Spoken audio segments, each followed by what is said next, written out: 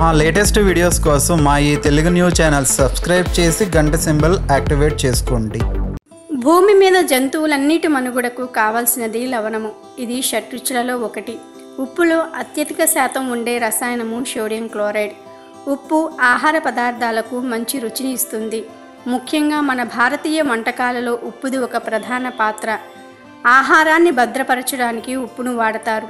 ఉదాహరణకు ఆవకాయ మొదలగు పచ్చళ్లను తయారీలో కూడా దీన్ని ఎక్కువగా ఉపయోగిస్తారు. ఉప్పు అత్యంత ముఖ్యమైనది, అత్యంత విలువైనది కూడా. ఆహార పదార్థాలలో ఏదైనా రుచి ఉన్నది అంటే అది ఉప్పుకు మాత్రమే. వంట ఎంత బాగా చేసినా అందులో కొంచెం ఉప్పు చేర్చినదే దాని రుచి రాదు. ఏ కూర లేకున్నా అన్నంలో నీళ్లు పోసుకుని కాస్త ఉప్పు వేసుకుంటే ఆ పూట గడిపేసే బడుగు జీవులు ఎందరో ఉన్నారు. షడ్రుచులలో ఒకదాని రుచిని నియంత్రించి శక్తి మరొక దానికి లేదు, ఒక ఉప్పుకు తప్ప. అందుకే ఉప్పును రుచుల్లో రారాజు అన్నారు. ఇప్పుడు ఉప్పు విరివిరిగా దొరకటం వల్ల చాలా చవక. కానీ ఒకప్పుడు ఉప్పు ఎంతో విలువైనది. ఉప్పుని బంగారంతో చూసేవారు. రాజుల కాలంలో ఉప్పు ద్రవ్యంగా వాడబడినట్లు తెలుస్తుంది.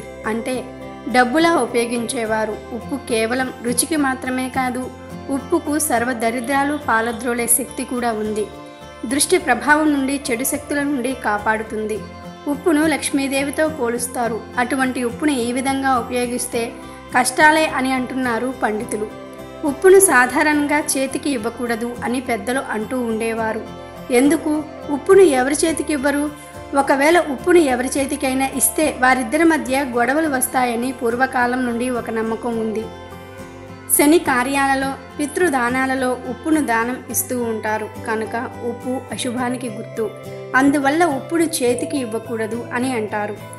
అదేవిధంగా ఉప్పు అందించటం అంటే ఒకరి రహస్య సమాచారాన్ని వారిని మోసం చేసి వేరే ఒకరికి చెప్పటం అని అర్థం.